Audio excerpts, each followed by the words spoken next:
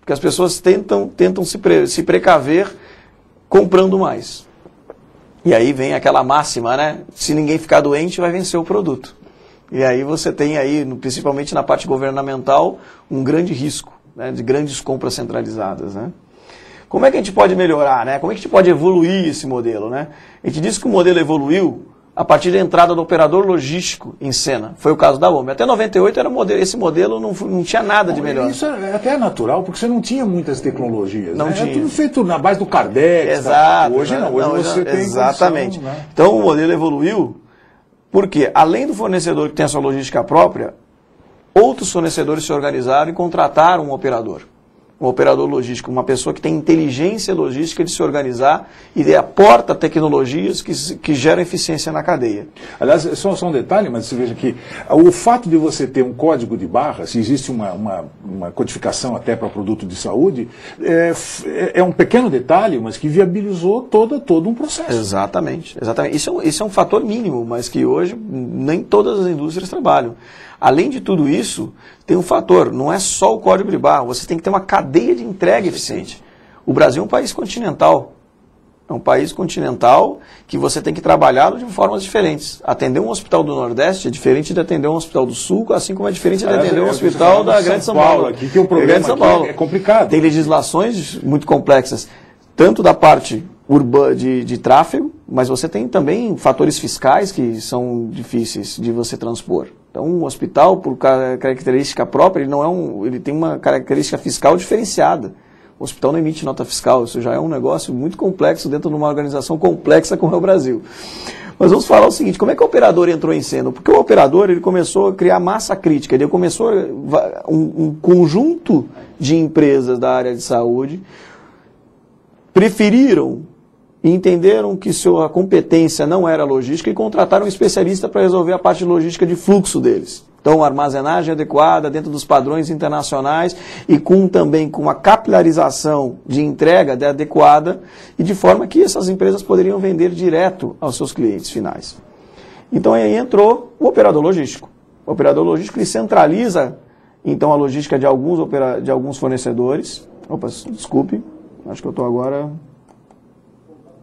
Acho que ele andou agora de trás para frente aqui, não sei como. Só um minuto aqui. Agora vamos lá. Então, como eu estava falando aqui, então o operador logístico, ele centraliza a logística de vários fornecedores, e ao mesmo tempo, agora, mas não mudando nada no modelo que a gente tem, ele evolui um pouco. Por quê? Porque continua também uma barreira entre o fornecedor e o almoxarifado do hospital.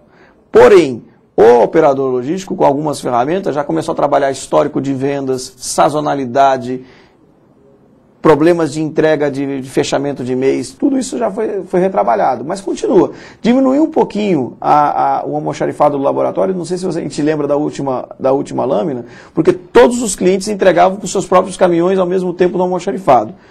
Já o operador logístico já simplifica um pouco lá do hospital. Por quê? Porque ele entrega vários clientes juntos no mesmo tipo de veículo. Então isso também diminui um pouco a complexidade do almoxarifado.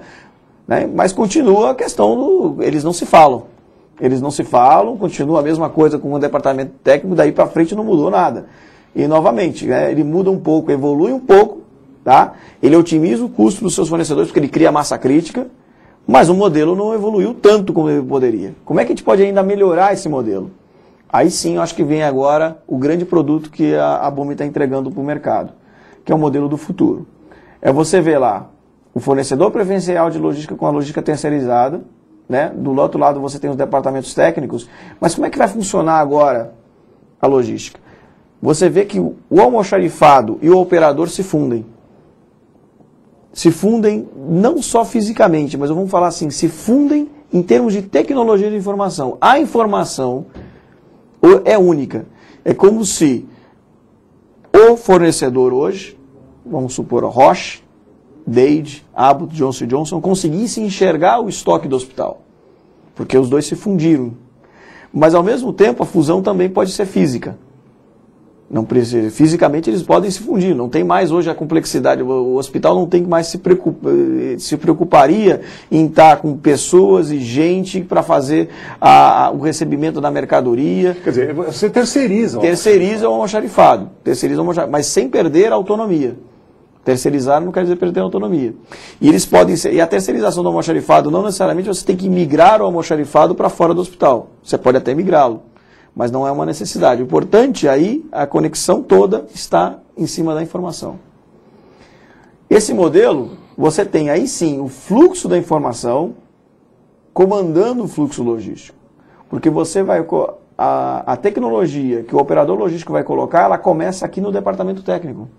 Código de barra, por exemplo. Se você tem os produtos codificados em barra, mesmo com códigos proprietários ou códigos não proprietários, no momento que você tem o operador provê até a área usuária uma ferramenta onde a única coisa que ele tem que fazer, na verdade, é que à medida que ele usar, ele escanear o produto. Se ele simplesmente na hora de usar, escanear esse produto, imediatamente a cadeia vai ser realimentada. Porque na hora que você integra, a própria administração do medicamento para o paciente, no ato da administração, você está utilizando essa mesma ferramenta num processo de segurança da dispensação. Perfeitamente. Né? Quer dizer, então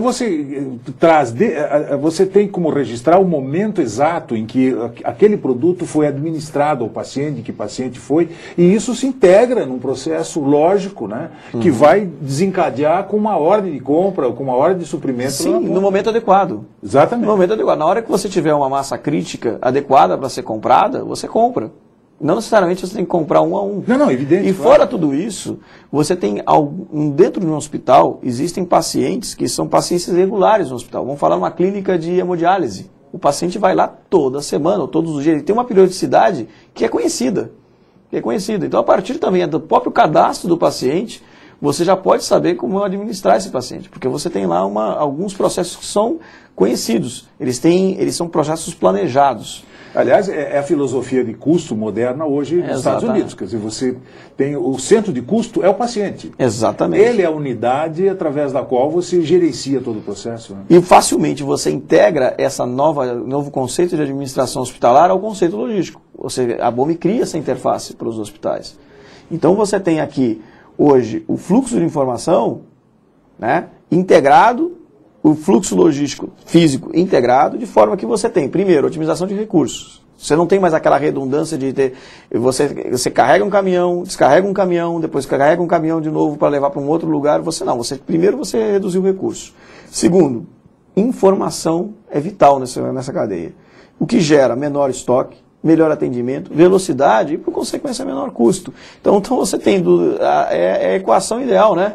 Você tem aumento de eficiência e diminuição de custo, que para um hospital eu acho que é vital. Isso gera saúde, no final das contas, porque o hospital vai canalizar recurso para a formação dos seus profissionais, vai canalizar recurso para novas tecnologias, e uma atividade fim, no final das contas, ela gera valor para o seu paciente final, que é aquele que realmente você gera saúde, não só pública, privada, você gera uma saúde num conceito mais amplo da palavra. Então esse é o modelo do futuro, o modelo que nós estamos implantando.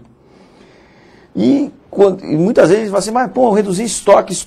Olha, redução de estoque é uma coisa, você tem que ver o seguinte, muitas vezes o estoque custa muito mais do que você pensa. O estoque não é só o produto. Porque o custo de um inventário, essa palavra que nós usamos hoje em logística, estoque para nós é o produto fim, mas o custo de inventário, ele tem primeiro o custo do capital, é o custo de você comprar. E manter um monte de dinheiro parado ali. Você tem um custo de serviço de armazenagem. Para você manter um custo de serviço de armazenagem, você tem que contratar seguros.